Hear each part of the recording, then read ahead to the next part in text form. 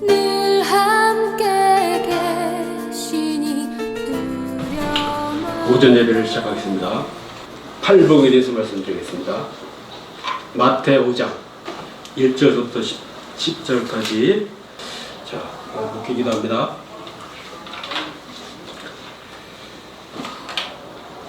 하나님 아버지, 은혜를 감사합니다. 하나님이 우리를 찾으시고 예수 안에서 부르시니 이제 더 바랄 것이 없습니다. 누가 하나님의 택하신 자를, 하나님이 편드는 자를, 예수 안에서 구원한 자들을 맡겠습니까? 하나님의 신실하심과 능력을 누가 제한하겠습니까? 오늘 주께서 우리를 부르셨고 예수 안에서 목적을 삼으셨으니 그 모든 것이 이루어질 줄 믿습니다. 우리의 삶을 믿음으로 주 앞에 바치며 순종하는, 승리하는 신자 되게 하여 주시옵소서. 예수님 이름으로 기도합니다.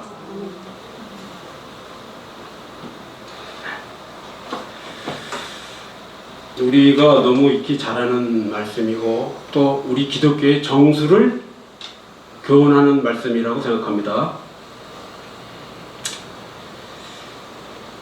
예수님이 공생애 사역을 하실 때 많은 무리들을 가르치기 위해서 산에서 하나님 나라의 복음을 설교하신 내용을 산상교훈 혹은 산상수훈이라고 합니다.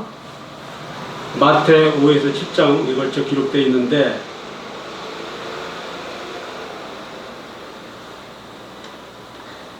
기독교 복음의 정수가 들어있는 내용이기 때문에 좀 더 자세하고 분명하게 살펴보는 기회를 가져보려고 합니다. 첫 번째 내용, 이어서 이제 제가 좀 5, 6, 7장을 나갈 생각인데 어떻게 될지 모르겠어요. 심령이 가난한 자, 8복부터 이제 은혜 나눕니다. 심령이 가난한 자부터 의를 위하여 박해를 받는 자까지 8개를 나열하고 있는데 그 표현이 이러이러한 자는 복이 있나니 라고 되어 있어서 복의 조건과 자격으로 자주 오해되고 있습니다. 심령이 가난한 자는 복이 있나니 천국이 그들의 것이며 라고 해서 천국의 복을 받으려면 심령이 가난해야 된다고 우리가 거의 본성적으로 이해할 위험이 있습니다. 그러나 팔복은 복을 받는 조건이나 또는 자격을 말하는 것이 아닙니다. 왜냐하면 마태복음 5장에서 시작하는 팔복을 이해하기 위해서는 바로 앞에 나오는 4장을 봐야 합니다. 4장 12절을 보세요. 16절까지. 자, 예수께서 요한이 잡혔음을 들으시고 갈릴리로 물러가셨다가 나사렛 떠나 스불론과 납달리 지경 해변에 있는 가버나움에 가서 사시니 이는 선지자 이사야를 통하여 하신 말씀을 이루어야 하심이라 일렀으며 스불론 땅과 납달리 땅과 요단강 저편 해변길과 이방의 갈릴리여 흑암을 사는 백성이 큰 빛을 보았고 사망의 땅과 그늘에 앉은 자들에게 빛이 비쳤도다. 예수님의 사역을 이사야의 예언의 성취로 보면서 16절에 있는 바와 같이 흑암에 앉은 백성이 큰 빛을 보았고 사망의 땅과 그늘에 앉은 자들에게 빛이 비쳤도다. 이것은 사망에 앉아있던 자, 흑암에 앉았던 자에게 빛이 찾아온 것이지 저들이 빛을 찾아나간 얘기가 아닙니다. 더 분명히 하기 위해서 23절을 봅니다.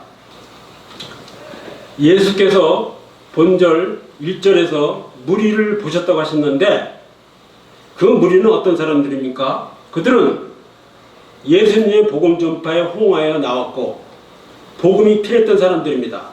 여기 보시는 대로 모든 병과 모든 약한 것을 고친다는 소문을 듣고 찾아온 자들, 다시 말해서 병에 걸려서 고통당하는 자, 귀신 들린 자, 간질하는 자, 중풍병자들과 같이 관련이 되어 있습니다.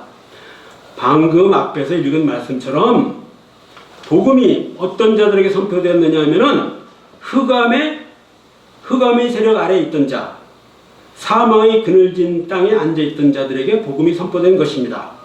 그래서 팔복이 자격과 조건을 말하고 있다고 보는 것은 맞지 않습니다. 우리의 영혼이나 마음의 깊은 상태가 준비되어 있어야 복이 받는 식으로 억지로 앞뒤를 맞추려 하다 보면은 팔복에 자격과 조건이 들어있다고 말할 수 있습니다. 심령이 가난하고 애통하고 온유하고 위에 줄이고 목마른 것이 다 조건이 된다는 것입니다. 그러나 이것이 조건이 될 수 없는 것은 아주 당연합니다. 그것이 조건이 되면 예수님이 서 계실 자리가 없어집니다. 예수님이 오신 것은 다른 무엇보다도 되지 않는다는 것을 함축하고 있기 때문입니다. 예수 때문에 라는 것을 외면하는 조건이라면 기독교 신앙과 합치될 수가 없습니다. 정확히 설명이 될 수는 없겠지만 이것을 이렇게 말할 수 있습니다. 심령이 가난한 자는 복이 있나니 그 마음이 피폐하고 한심한 자도 천국은 부르고 있다. 그런 뜻입니다. 예수님이 그런 사람들에게 찾아오십니다. 애통하는 자는 복이 있다. 우는 것밖에 할 줄 모르는 사람도 괜찮다. 예수님은 그들을 위해 오셨다. 전부 이런 뜻입니다.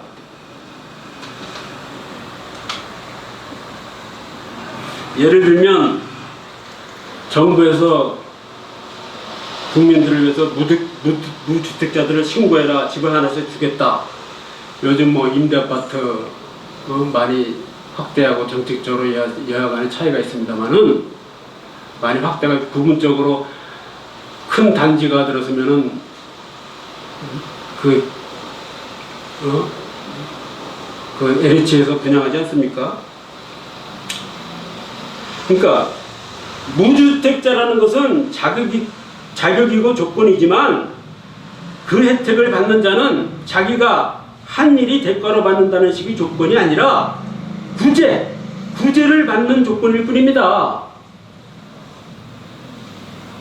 그것이 은혜로 받는 조건이지 자랑할 수 있는 대가나 내가 한 일에 대한 결과를 요구할 수 있는 천국권과 같은 조건이 아니라는 뜻입니다. 여기 나오는 것은 전부 그런 이야기입니다. 지금 우리 팔복 얘기가 우리 중에 어느 누구도 하나님의 나라 곧 그의 통치와 그의 복과 은혜를 우리의 자격을 조건으로 해서 권리를 요청할 수 있는 자는 아무도 없습니다.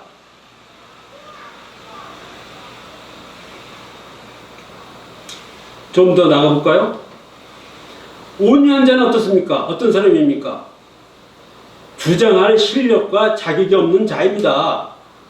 무엇이든 져야 합니다. 나서서 외칠 수 없고 큰소리 칠 수 없는 자입니다. 의에 기울이고 목마른 자는 가장 오해의 소지가 많은데 성경에서 말하는 의라는 것은 하나님의 통치를 말합니다. 하나님의 통치의 공의로움이 말하는 본질은 자비로우심입니다.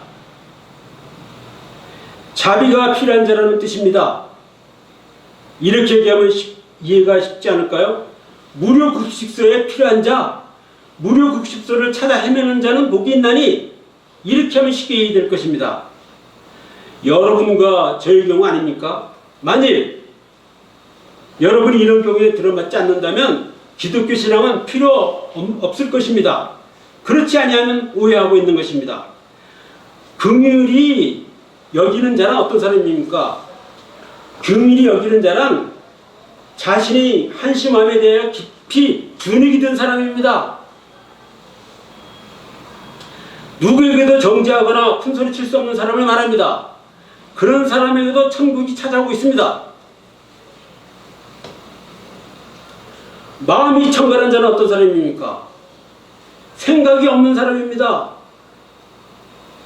무엇이 있어야 더러워지는 것입니다. 제가 말하는 것이 심하게 느껴지실 것입니다. 그러나 여러분이 이것을 심하게 느끼는 것은 이것을 조건으로 삼고 싶어 하기 때문입니다. 화평케 하는 자는 사람들의 주의를 끌면 안 되는 자, 숨어 다니는 자, 지명 수배자입니다. 누가 쳐다보고 관심을 가지면 안 되는 것입니다. 조용히 자꾸 묻어야 합니다. 실력이 있어서 화평케 하는 것이 아닙니다. 지명 수배자에게도 천국은 찾아오고 있습니다. 의를 위하여 박해를 받는 자는 자비가 통치하지 않는 한 대책이 없는 사람들입니다.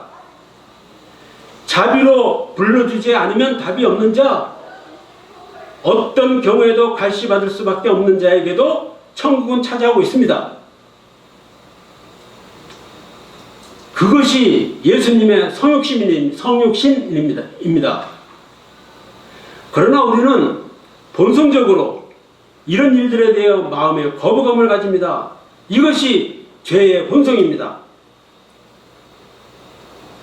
누가복음 10장에는 팔복을 자격으로 생각하는 우리의 본성을 잘 지적하는 비유가 나옵니다.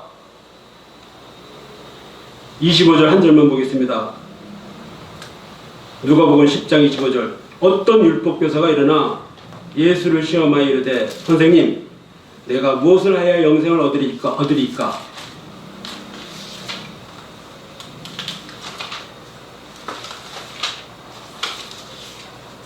이 질문은 아주 깊이 헤아려야 합니다. 율법교사는 무엇을 하라고만 하면 할 수 있다는 자세입니다.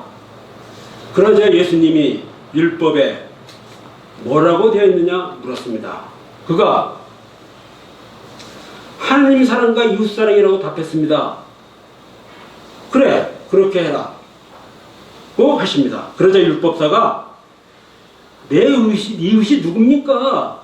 라고 반문하자 그 유명한 선한 사마리아인의 비유를 말씀하십니다.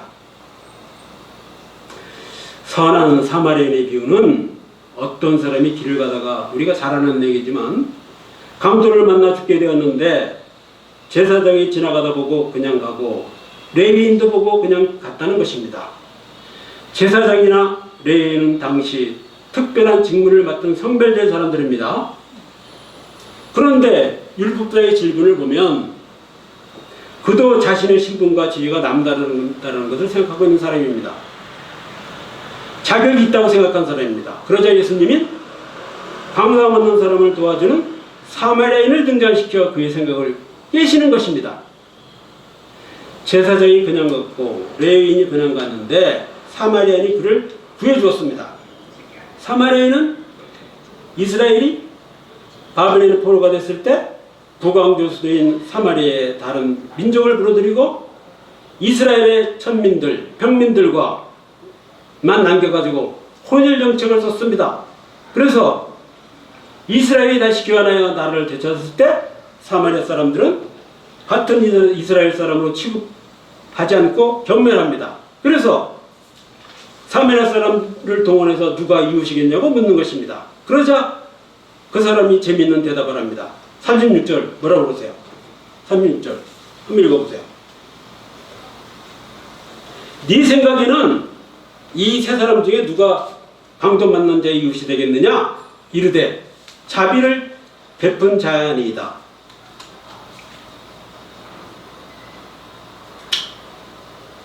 미국의 달라스 윌라드라는 신학자가 있는데 이 부분에서 아주 기가 막힌 토를 달았습니다. 차마 사마리아인이라고 말할 수 없어도 자비를 베푼 자라고 말했다는 것입니다. 율법사는 자신이 자존심 때문에 사마리아인이라는 말을 입 밖에 낼 수 없어서 자비를 베푼 자라고 했다는 것입니다. 우리 기독교 신앙의 가장 중요한 핵심은 무엇입니까? 다른 모든 일반 종교는 믿는 자의 소원과 수단, 그리고 자기가 하는 문제를 다루고 있습니다. 자기가 믿는 신에게 어떻게 하여 원하는 결과를 얻느냐 하는 문제와 그것을 얻기 위하여 내가 무엇을 해야 되는가 하는 자격과 조건을 생각하는 것이 일반 종교입니다. 그러나 기독교는 전혀 그와 달리 천지를 지으시고 우리를 지으신 하나님이 당신의 깊으신 뜻을 이루기 위하여 찾아오는 종교입니다. 하나님은 도망간 그의 백성을 찾아오십니다. 이것이 기독교입니다. 그래서 찾아오시는 하나님의 신실하심과 은혜로우심과 성의가 예수 그리스도로 다 증언이 되는 것입니다. 그의 죽으심과 부활, 이것들이 다 찾아오시는 하나님을 증언하고 있는 것이지 우리가 어떤 자격 조건을 가져야 되느냐 말하는 것이 아닙니다. 바로 그 얘기를 하는 것입니다. 그러나 우리는 자격을 원합니다. 물론 기독교 신앙은 하나님이 찾아오시고 당신의 깊으신 뜻을 이루시고자 하는 것이기 때문에 궁극적으로 우리의 거룩함을 요구합니다. 그러나 그 거룩함은 신앙의 순종에 대한 문제이지 자격의 문제는 아닙니다. 우리가 기독교인으로서 신앙을 점검할 때마다 무슨 생각을 해야 되냐면 하나님이 나에 대한 당신의 뜻을 포기하시지 않는다는 것이 우리를 다시 신앙으로 내몰지 내가 이래서 되겠느냐 자격과 조건으로 자존심의 문제로서 분발이 되는 것이라면 힘을 잃습니다. 그건 전혀 기독교 신앙과 다른 것입니다. 우리는 신앙 현실 속에서 자기 격려라는 것에 익숙하기 때문에 이 방법을 자주 사용하지만 본질상 차이가 있는 것입니다. 앞으로 산상설교를 해나가면서 이 부분은 더 분명히 자세하게 설명할 기회가 있을 것입니다. 누가복음 4장으로 한번 가보겠습니다. 4장 16절. 이 문제를 인간은 얼마나 고집을 부리는지 확인시키는 구절이 나옵니다. 예수님이 회당에 들어가셔서 성경을 달라고 하셔서 이사야의 예언을 읽으셨습니다. 18절에 있는 바와 같이 가난한 자에게 포로된 자에게 눈먼 자에게 눌린 자에게 구원을 베풀기 위해서 나를 보내셨다는 이사야의 예언이 예수님에게 성취됐고 그 일을 위하여 보냄을 받았다고 이야기합니다. 당시의 회당에 나와 있는 자들은 종교인들입니다. 예수의 이 가르침에 대해서 두 가지 면에서 불편한 반응을 보입니다.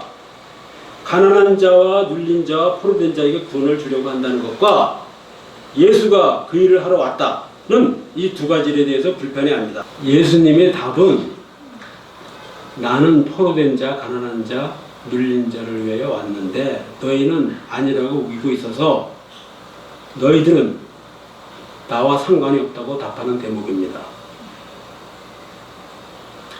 엘리야 시대에도 3년 6개월 긴 가뭄이 들었을 때 이스라엘에 있는 과부들이 도움을 받은 것이 아니라 이방 땅인 시돈에 있는 사립다 한 과부뿐이었고 엘리사 선지자 때에도 이스라엘에 많은 문둥병자가 있었지만 아무에게도 그 혜택이 베풀어진 것이 아니라 수리아 사람 나아만 뿐이었다고 얘기함으로써 너희가 스스로 가난한 자이며 병든 자이며 포로된 자라는 것을 거부하고 나를 받아들이지 않았기 때문에 너희와는 이 복음이 상관없다고 이야기하는 것입니다.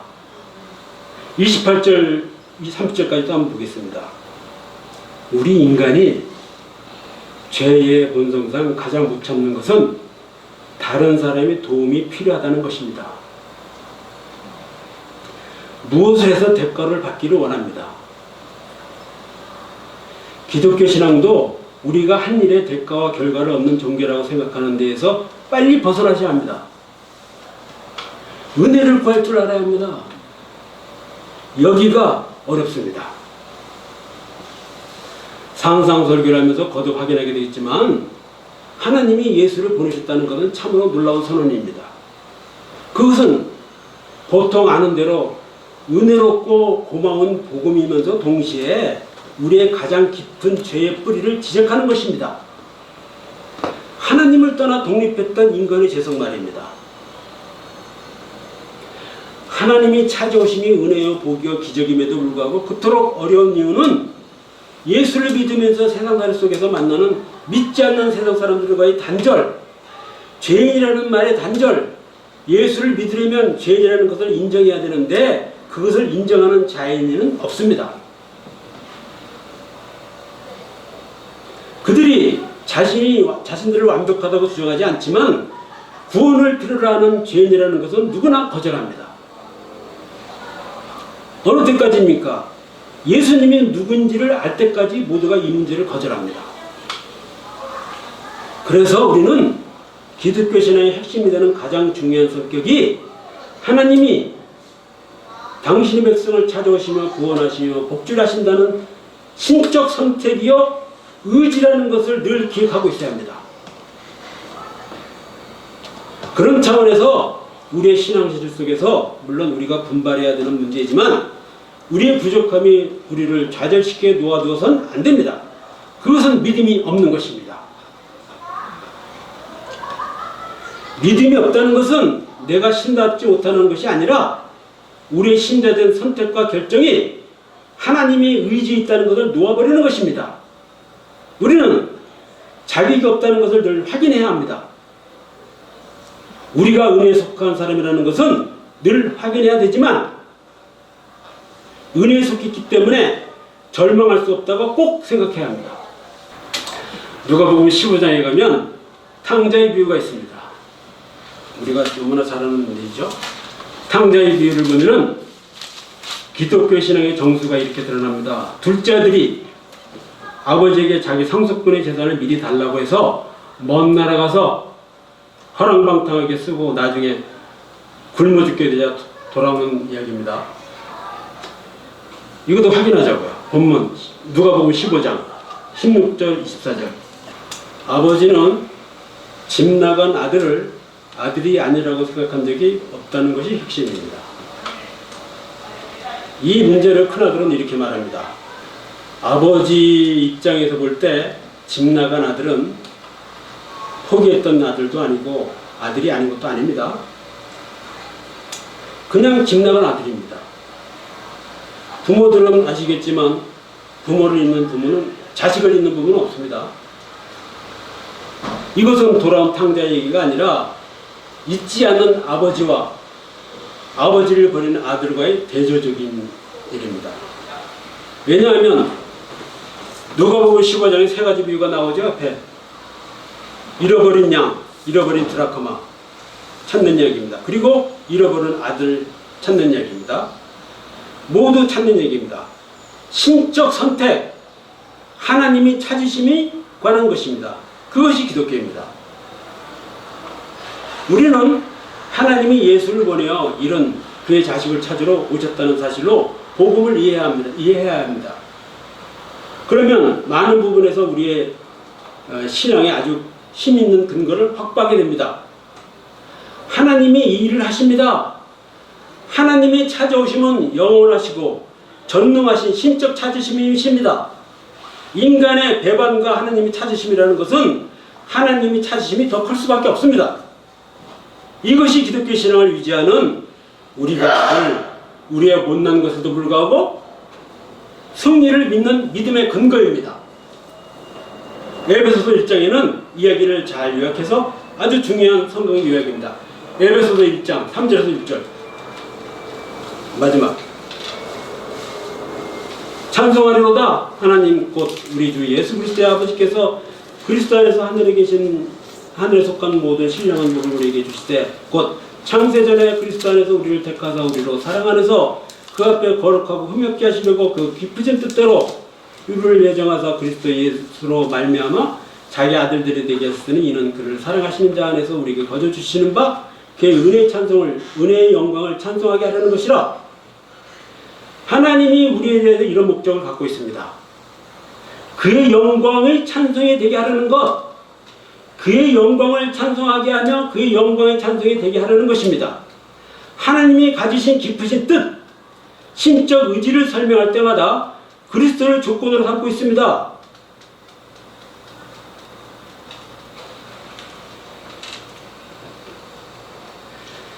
우리들은 예수를 믿는다는 기독교 신앙 고백이 갖는 의미를 예수님이 내 죄를 속하고 나를 죄에서 구원하기 위해 죽으셨다는 하나의 사건으로 국한시키면 안 됩니다. 자주 어떤 문제가 생기냐면은 예수님이 나를 위해 죽으셨으니 이제 내가 예수님을 위하여 보답해야 살겠다고 하면 너무 작아집니다. 그것보다 더 큽니다.